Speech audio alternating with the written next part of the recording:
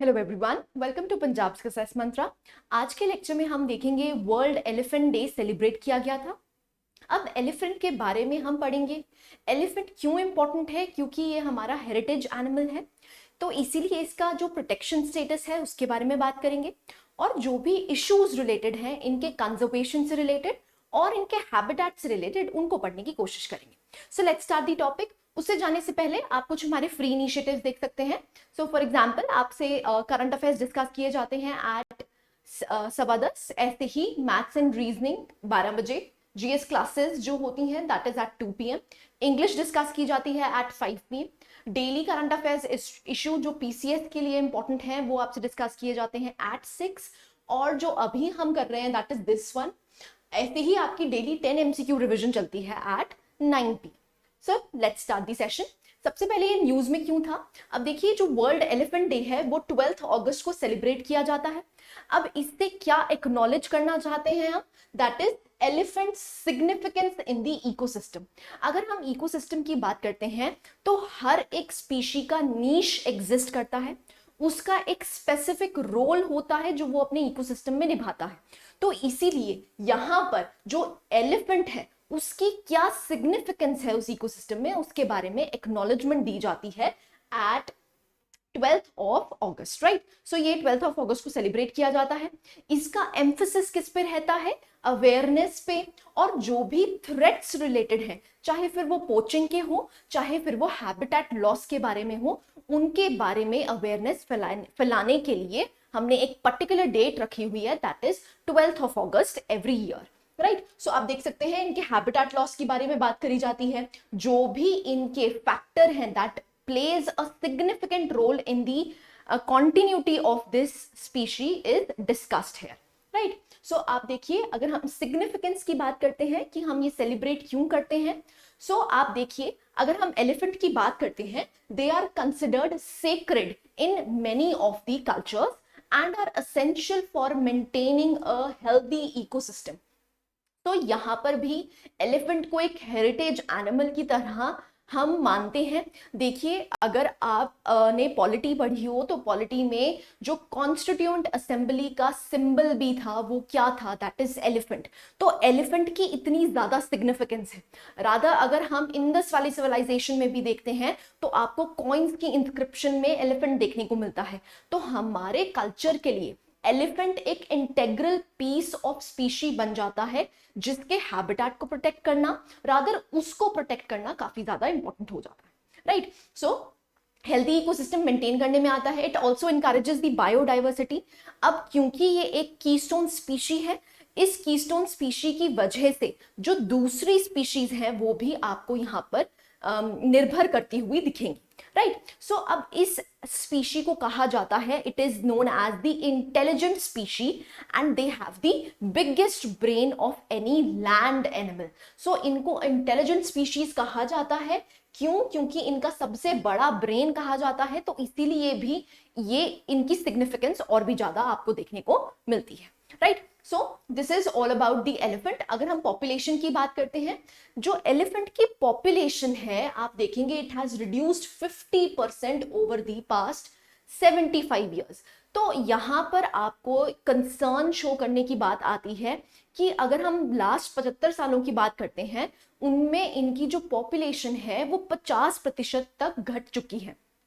तो इसका मतलब क्या? इसके वेरिड फैक्टर्स होंगे। First reason can be poaching, second reason can be habitat loss.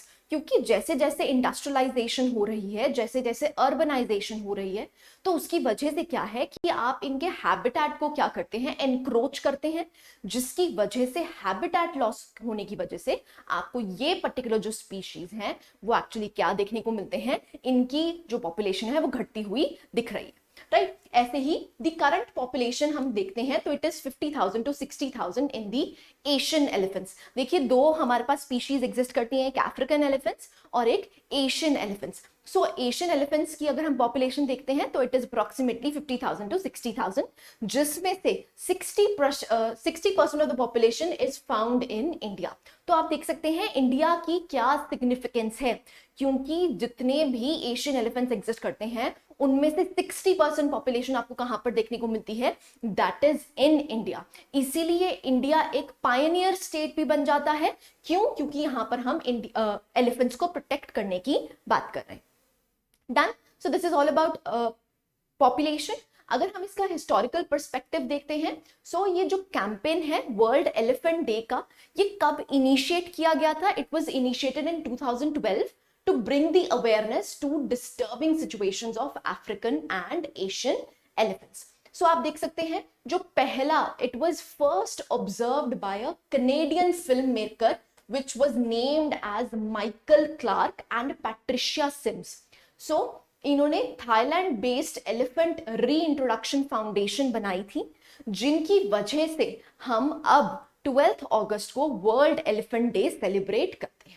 Right. So आप देख सकते हैं वर्ल्ड एलिफेंट सोसाइटी बनाई गई है कब? 2012 में। इसीलिए 2012 से हम हर ईयर 12 अगस्त को क्या सेलिब्रेट करते हैं? That is world elephant day. Done. So this is the historical perspective. अगर हम इनके कंजर्वेशन स्टेटस की बात करते हैं तो आप देखिए हमारे पास यहाँ पर 3 तरीके के स्पीशीज देखने को मिलते हैं।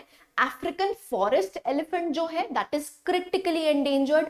अगेन जो भी क्रिटिकली एंडेंजर्ड और एंडेंजर्ड स्पीशीज हैं वो आपसे आपके पेपर में, चाहे फिर वो प्रीलिम्स हो चाहे मेंस हो, वहां पर लिखना इंपॉर्टेंट हो जाता है।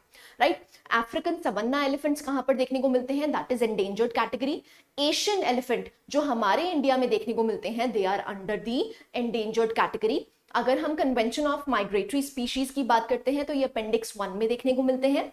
ऐसे ही WPA 1972 की बात करते हैं तो ये शेड्यूल 1 में देखने को मिलते हैं। सो प्रोटेक्शन स्टेटस याद रखना है, जो क्रिटिकली एंडेंजर्ड है, जो एंडेंजर्ड है, उनके बारे में पता होना चाहिए। अब क्योंकि यहाँ पर 2 स्पीशीज की बात कर रहे हैं, एक आपके पास अफ्रीकन है और एक आपके पास एशियन है, तो उसमें हम थोड़ा सा डिफरेंस देख लेते हैं। देखिए अगर हम अफ्रीकन एलिफेंट की बात करते हैं तो ये बिगर होते हैं as compare to the Asian elephants. Asian elephants in comparison to African elephants are smaller. ठीक है, तो ये आपको स्मॉल देखने को मिलेंगे, रादर इनकी हाइट और वेट भी कम होता है एज कंपेयर टू अफ्रीकन। अगर हम यहाँ पर ईयर्स की बात करते हैं, जो एशियन एलिफेंट्स के ईयर्स हैं वो भी स्मॉलर हैं as compare to these. On the other hand अगर हम इनके ट्रंक टिप की बात करते हैं तो यहाँ पर 2 फिंगर्स देखने को मिलती हैं, और ट्रंक टिप की यहाँ पर बात करते हैं तो 1 फिंगर देखने को मिलती है। That is the difference. देखिए अफ्रीकन एलिफेंट में 2 fingers, can you see this, ये 2 फिंगर्स आपको देखने को मिलती हैं जिससे वो क्या करते हैं, ग्रैब करते हैं, और एशियन एलिफेंट में आपको सिर्फ 1 फिंगर देखने को मिलती है। हाइट और वेट भी किसका ज्यादा है? दैट इज अफ्रीकन एलिफेंट्स का ज्यादा है। आई होप यहां तक क्लैरिटी है, right? So this is the difference between African and Asian elephants. अब issues related क्या है? पहला है human elephant conflict. अब देखिए human elephant conflict कब होता है? जब आप उनके habitat को encroach करोगे। अब आप उनके habitat को encroach क्यों करोगे? Number 1 reason would be to enhance your land usage. क्योंकि धीरे धीरे अर्बनाइजेशन, इंडस्ट्रियलाइजेशन बढ़ रही है, जिसकी वजह से आप उनके हैबिटेट को इंक्रोच करते हो, तो यहां पर आपको ह्यूमन एलिफेंट कॉन्फ्लिक्ट देखने को मिलता है। ठीक है जी, आई होप यहां तक क्लैरिटी है। हैबिटेट लॉस के बारे में मैं बता चुकी हूं। अगर इनका हैबिटेट लॉस होगा तो ये जो स्पीशीज है इनकी पॉपुलेशन में आपको कम होती हुई, इनकी पॉपुलेशन आपको कम होती हुई दिखेंगी। Why? Because of the habitat loss, right? अब बहुत से इनिशिएटिव लिए गए हैं, वो कौन कौन से हैं? सारे इनिशिएटिव्स पता होना चाहिए।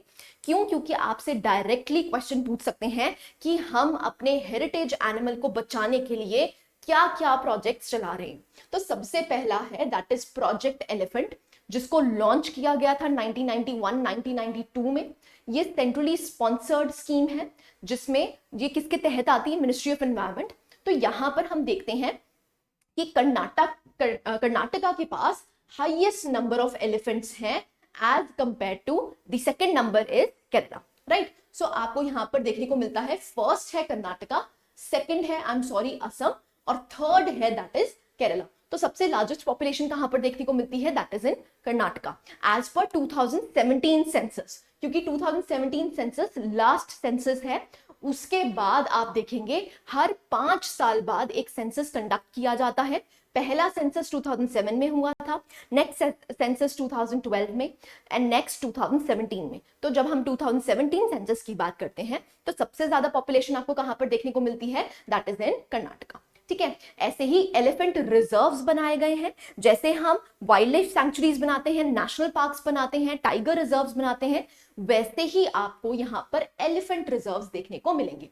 तो जो स्टेट गवर्नमेंट्स हैं वो रेकमेंड करती हैं, जिससे गवर्नमेंट ऑफ इंडिया उस पर्टिकुलर एरिया को एलिफेंट रिजर्व घोषित कर देती है, राइट। सो यहां पर आप देखेंगे जो अगस्त्यमलाई है, रीसेंट न्यूज में रहा था, the Agasthyamalai Tamil Nadu will be the country's 32nd elephant reserve.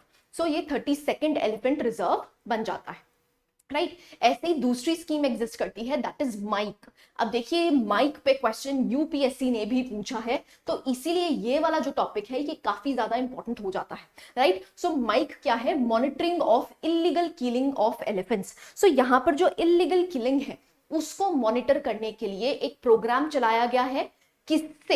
किसने चलाया है, that is conference of parties, जिसमें साइट्स जो आपकी ऑर्गेनाइजेशन है उन्होंने मिलके ये प्रोग्राम को चलाया है। This is known as MIKE. ठीक है जी। सो आप देख सकते हैं it was started in South Asia, जो कि 2003 में लॉन्च किया गया था।